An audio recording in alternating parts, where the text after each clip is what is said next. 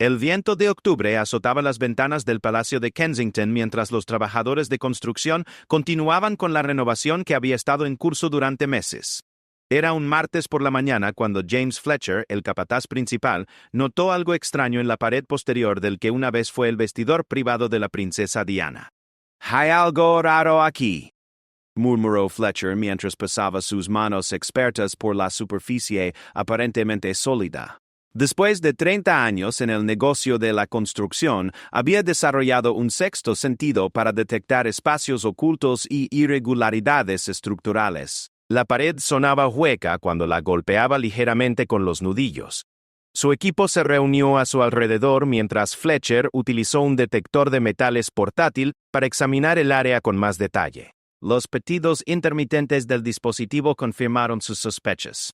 Había definitivamente algo detrás de esa sección particular de la pared, algo que no debería estar allí según los planos arquitectónicos originales. «Mejor llamemos al coordinador del proyecto antes de proceder», sugirió Fletcher con cautela. Los trabajos de renovación en propiedades reales requerían una documentación meticulosa de cualquier descubrimiento inusual, especialmente en espacios que habían pertenecido a miembros tan prominentes de la familia real. A las 2 horas, el teléfono de Su Majestad el Rey Carlos III sonó en su estudio privado del Palacio de Buckingham. La voz al otro lado de la línea pertenecía a Sir Kymele Stevens, el guardián del Privy Purse, quien raramente llamaba a menos que fuera un asunto de considerable importancia. «Su Majestad», comenzó Stevens con su tono formal habitual. «Hay una situación en Kensington que requiere su...» Los trabajadores de renovación han descubierto lo que parece ser un compartimento oculto en los antiguos aposentos de la princesa Diana. Carlos sintió que su corazón se aceleraba ligeramente. Cualquier cosa relacionada con Diana aún tenía el poder de remover emociones que había trabajado durante décadas para procesar y entender.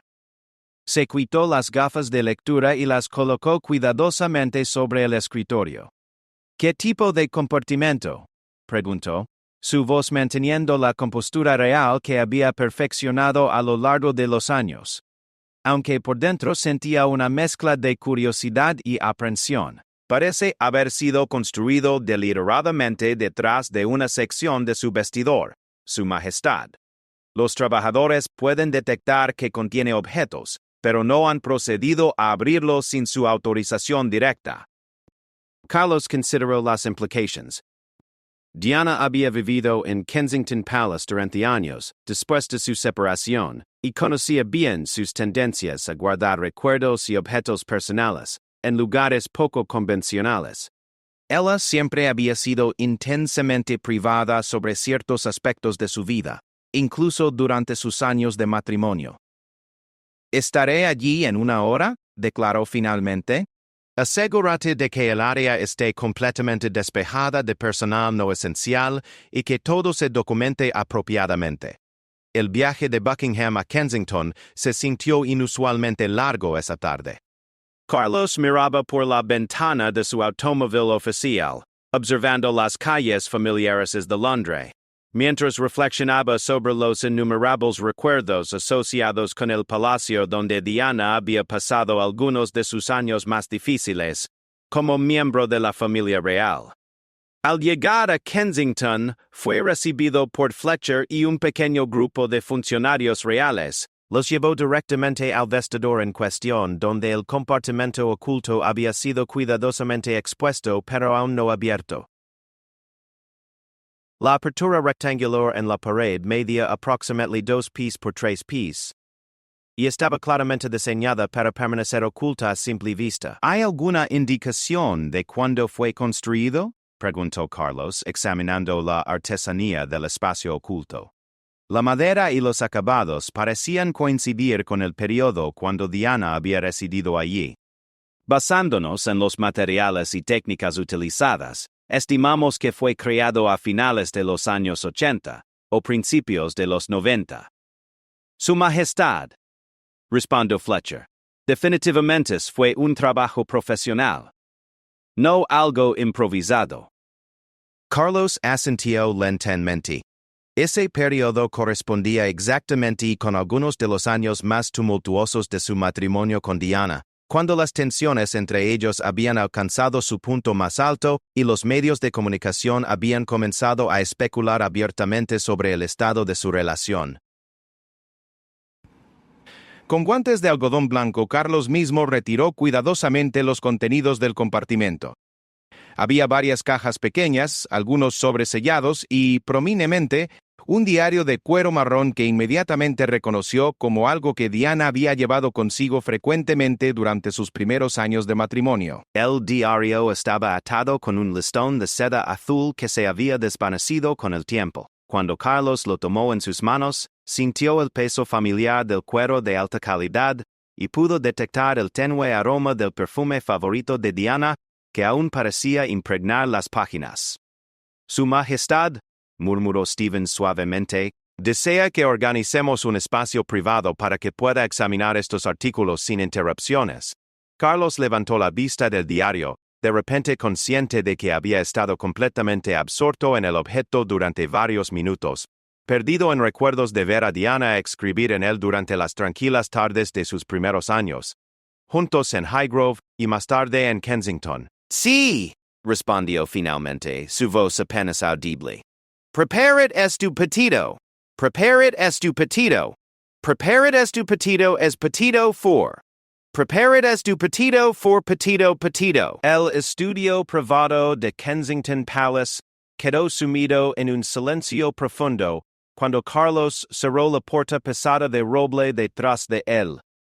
La habitación, que una vez había servido como refugio para Diana durante sus momentos de reflexión, ahora se convertía en el escenario para un encuentro íntimo con los pensamientos más privados de su difunta esposa. Carlos se dirigió hacia el sillón de terciopelo azul marino junto a la ventana, el mismo donde Diana solía sentarse para escribir correspondencia personal.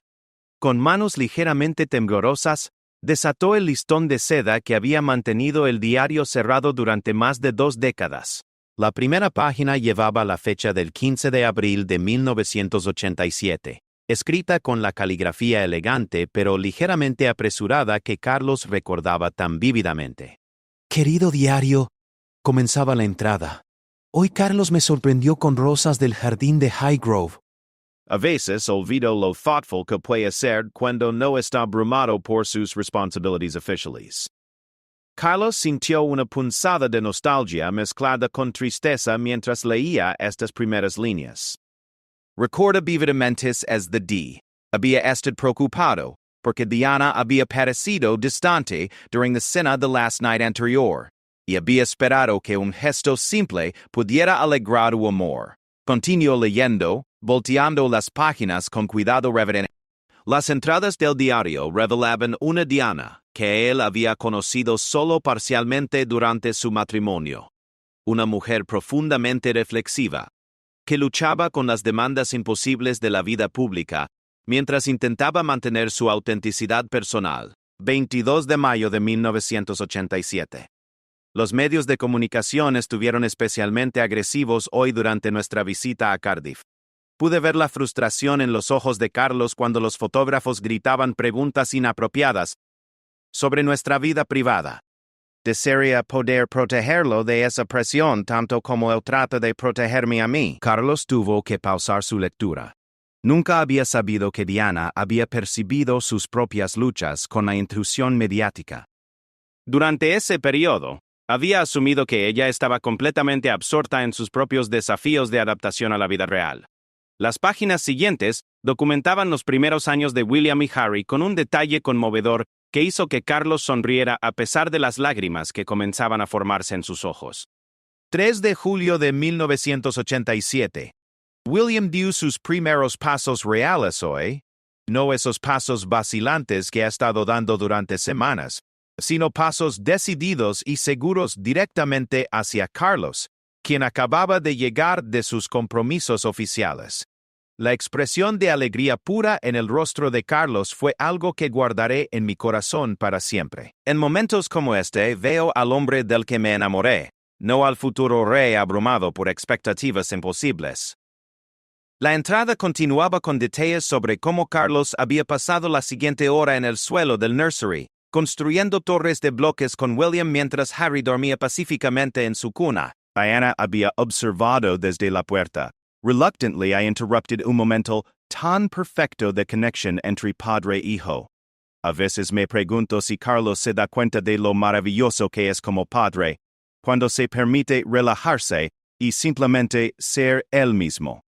Las presiones de su posición lo hacen olvidar que no tiene que ser perfecto todo el tiempo, especialmente no con nuestros hijos. Carlos cerró el diario por un momento, abrumado por la complejidad de las emociones que estas revelaciones estaban despertando. Durante años después de la muerte de Diana, había luchado con sentimientos de culpa y arrepentimiento sobre su matrimonio fallido. Había asumido que Diana había guardado principalmente resentimiento hacia él, especialmente durante los últimos años de su relación. Pero estas entradas tempranas pintaban un cuadro diferente, el de una mujer que había amado profundamente al hombre detrás del título real, pero que había luchado con las estructuras institucionales que hacían difícil que ambos fueran auténticos en su relación. Respiró profundamente y continuó leyendo, adentrándose en entradas que documentaban las crecientes tensiones en su matrimonio. 14 de septiembre de 1988. Carlos trabajó hasta muy tarde otra vez anoche. Cuando finalmente vino a la cama, estaba tan agotado que apenas pudo mantener una conversación. Entiendo que sus responsabilidades son enormes, pero a veces siento que estoy casada con la corona en lugar de con el hombre. No sé cómo comunicarle esto sin que suene como si estuviera siendo egoísta o no comprendiera la importancia de su trabajo. Carlos se detuvo en este tránsito, recordando ese periodo vívidamente. Había estado navegando por una serie de crisis políticas menores que requerían su atención constante, y había asumido que Diana entendería la temporalidad de la situación. Nunca había considerado cómo su ausencia emocional podría haberla afectado. La entrada continuaba. Lo que más me duele es que cuando trato de hablar con él sobre esto, me mira con esa expresión que ha perfeccionado, cortés pero distante, como si estuviera hablando con un dignitario extranjero en lugar de con su esposa. No sé cómo romper esa pared que parece construir alrededor de sí mismo, cuando está este estado. Páginas y páginas revelaban la evolución gradual de su relación de intimidad romántica hacia una cortesía formal que, aunque respetuosa, había creado una distancia emocional que ninguno de los dos había sabido cómo cerrar. 2 de diciembre de 1989. Harry tuvo pesadillas otra vez anoche, y cuando fui a consolarlo, encontré a Carlos ya allí, cantándole suavemente una canción de cuna que solía cantarme durante nuestro compromiso. Mi corazón se rompió un poco porque vi un destello del hombre tierno que conocí, pero que parece aparecer solo con nuestros hijos ahora. Me pregunté si alguna vez podríamos encontrar el camino de vuelta el uno al otro, o si las presiones de nuestras vidas públicas han hecho imposible la intimidad. Las siguientes horas pasaron como en un sueño para Carlos mientras continuaba navegando por las páginas íntimas del diario de Diana. El sol de la tarde había comenzado a ponerse, proyectando sombras largas a través del estudio, pero él permanecía completamente absorto en las revelaciones que se desplegaban ante él. Las entradas de principios de 1990 documentaban un periodo particularmente difícil en su matrimonio, pero también revelaban aspectos de los pensamientos de Diana que Carlos nunca había imaginado. 18 de marzo de 1990, hoy vi a Carlos en los jardines de Highgrove, trabajando con sus manos en la tierra, como siempre hace cuando esté especialmente preocupado. Quise acercarme a él, ofrecer consuelo, o simplemente compañía silenciosa, pero algo me detuvo. Hemos construido tantas paredes entre nosotros que ya no sé cómo atravesarlas. Él parecía tan solo allí, y yo me sentía igualmente sola observándolo desde la ventana. La entrada continuaba con una reflexión que hizo que Carlos dejara escapar un suspiro audible. A veces pienso que ambos estamos actuando papeles que creemos que el otro espera, en lugar de ser simplemente quienes somos. Él cree que necesito que sea el príncipe perfecto todo tiempo. Y yo creo que él necesita que sea la princesa perfecta. pero lo que realiza the necessary realization es que Apisa sea bueno. Carlos recordó ese día vívidamente. Había estado luchando con un discurso particularmente desafiante sobre política agrícola, y el trabajo físico en el jardín siempre había sido su forma de procesar pensamientos complejos. Nunca había sabido que Diana lo había estado observando, y mucho menos que había querido acompañarlo. Las páginas siguientes documentaban eventos que Carlos recordaba de manera muy diferente. Una entrada de abril de 1990 describía una cena formal en la que Carlos había pensado que Diana había estado inusualmente callada y distante. 23 de abril de 1990. Durante la cena con los dignatarios australianos, me di cuenta de que Carlos estaba haciendo un esfuerzo especial para incluirme en las conversaciones políticas. Sé que a menudo se siente incómodo cuando no entiendo completamente los matices de ciertos temas diplomáticos, pero esta noche realmente intentó explicar las cosas de una manera que me permitiera contribuir significativamente. Me dio esperanza de que tal vez podríamos aprender a ser verdaderos compañeros en todos los aspectos de nuestras vidas. Carlos casi no pudo creer lo que estaba leyendo. Esa noche él había interpretado el silencio de Diana como desinterés o incluso resentimiento hacia sus responsabilidades oficiales. Nunca había considerado que ella podría haber estado apreciando sus esfuerzos por incluirla más completamente, pero las entradas posteriores revelaban la gradual erosión de esa esperanza mientras ambos luchaban con expectativas no expresadas y malentendidos que se multiplicaban con el tiempo. 12 de agosto de 1991. Carlos ha estado especialmente formal conmigo últimamente, usando ese tono cortés que reserva para funcionarios que no conoce bien. Creo que está tratando de ser respetuoso, pero su cortesía se siente como rechazo. Quiero gritarle que no necesito que sea educado conmigo. Necesito que sea real conmigo. Pero tengo miedo de que si lo confronto, se retire aún más. Esta entrada en particular resonó profundamente con Carlos, porque record of acceptability at the end of the day began as the story just ends. Había estado navegando por su propia confusión sobre cómo relacionarse con ella durante un momento en que sus diferencias parecían estar creciendo. Había optado por la cortesía formal como una forma de evitar conflictos, sin darse cuenta de que esta estrategia estaba creando exactamente el tipo de distancia que ambos temían. Las entradas se volvían más melancólicas a medida que avanzaba hacia 1992. Pero también revelaban una sabiduría creciente en Diana sobre la naturaleza de sus desafíos matrimoniales. 3 de febrero de 1992. He estado pensando mucho sobre por qué nuestro matrimonio se ha vuelto tan difícil, y creo que parte del problema es que ambos estamos tratando de proteger al otro de nuestras propias vulnerabilidades. Carlos trata de protegerme de las presiones de sus responsabilidades, siendo siempre fuerte y controlado, pero lo que realmente necesito es ver su humanidad. Y yo trato de protegerlo de mis inseguridades siendo siempre complaciente, pero lo que él realmente necesita es mi honestidad, incluso cuando es incómoda. Carlos tuvo que pausar nuevamente, abrumado por la precisión de esta observación. Diana había identificado exactamente el patrón destructivo que había caracterizado muchas de sus interacciones durante ese periodo. La entrada continuaba. Creo que ambos tenemos miedo de ser verdaderamente vulnerables el uno con el otro, porque las apuestas se sienten tan altas.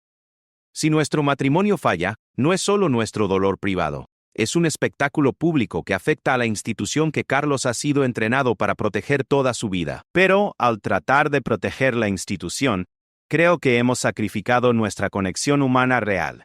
Mientras las últimas luces del día se desvanecían completamente, Carlos continuó leyendo entradas que documentaban los momentos finales de esperanza en su matrimonio, intercalados con resignación creciente sobre la inevitabilidad de su separación. 15 de noviembre de 1992. Anoche, después de que los niños se durmieron, Carlos y yo tuvimos la primera conversación realmente honesta que hemos tenido en meses.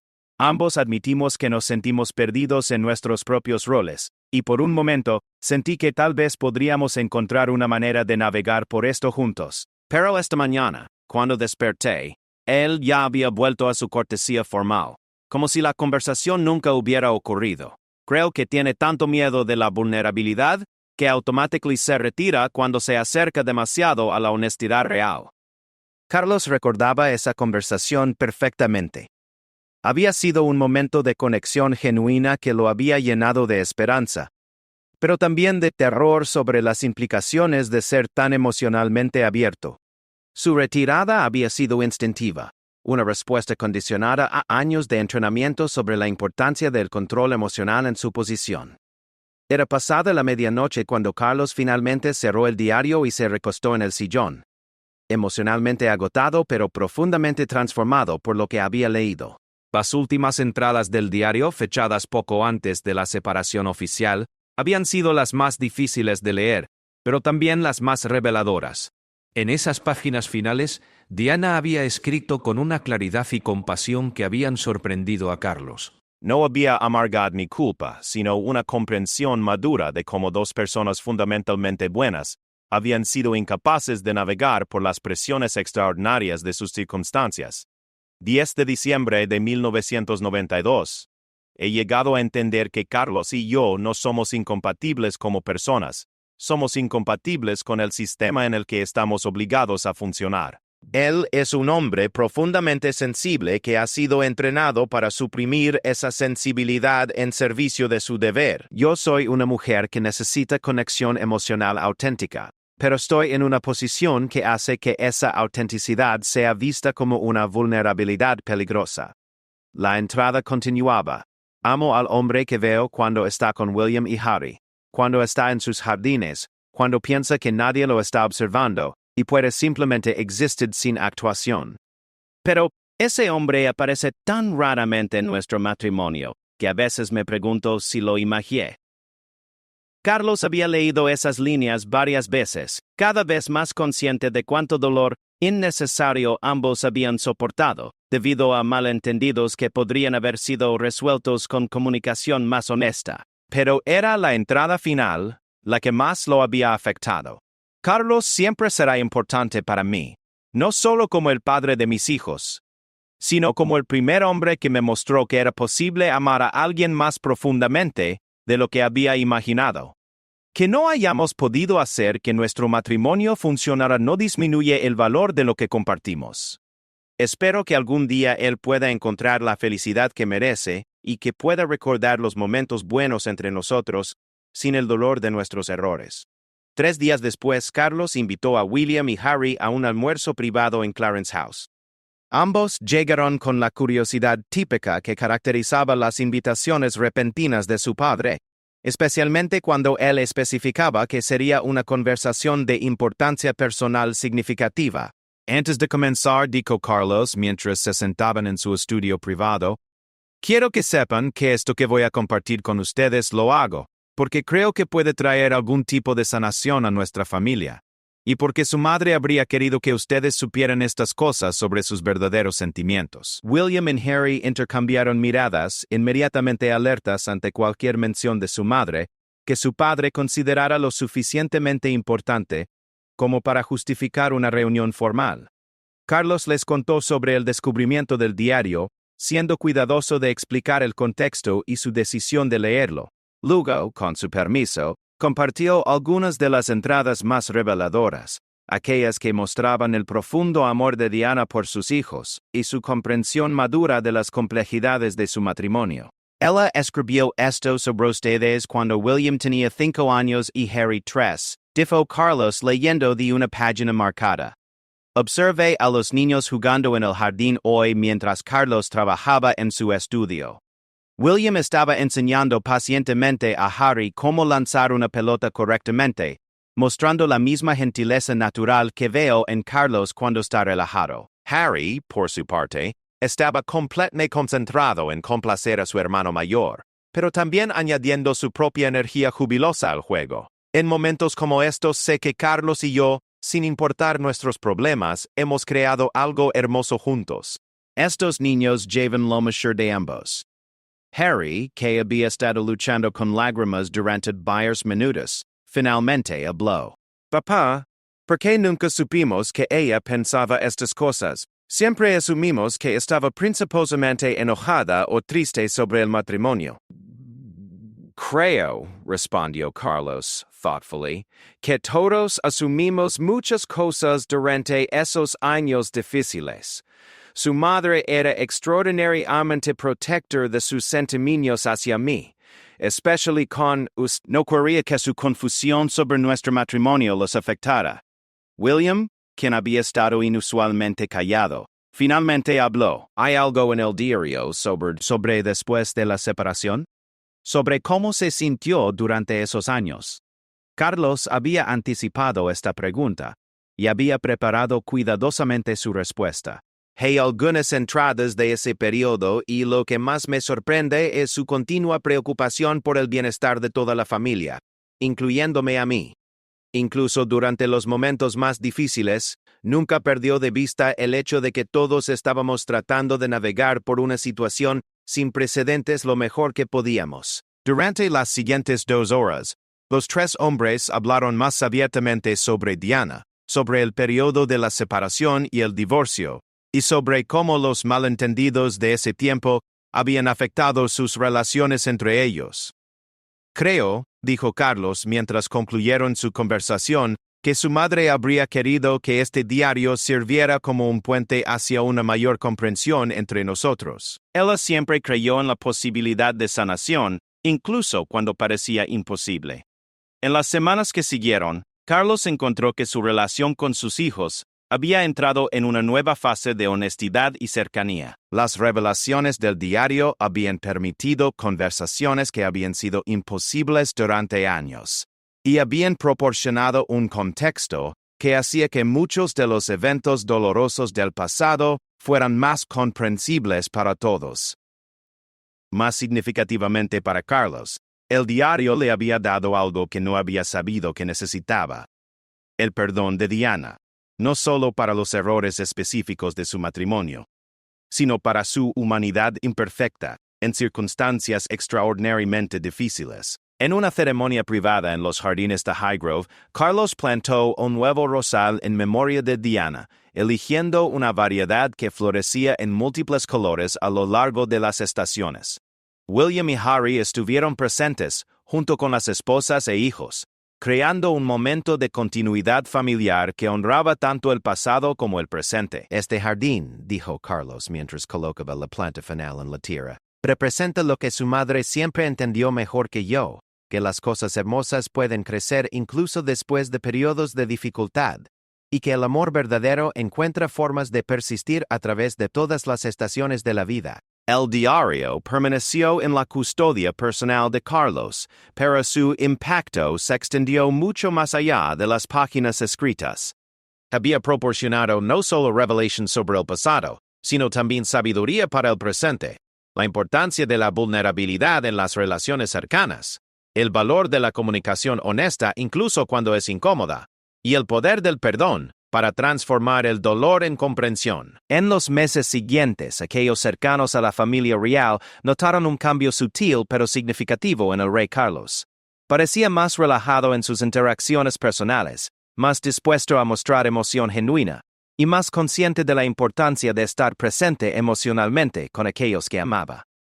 El legado de Diana, preservado en sus pensamientos más íntimos, había encontrado finalmente una manera de sanar las heridas que su muerte prematura había dejado sin resolver, proporcionando a su familia la comprensión y el cierre que habían necesitado durante décadas.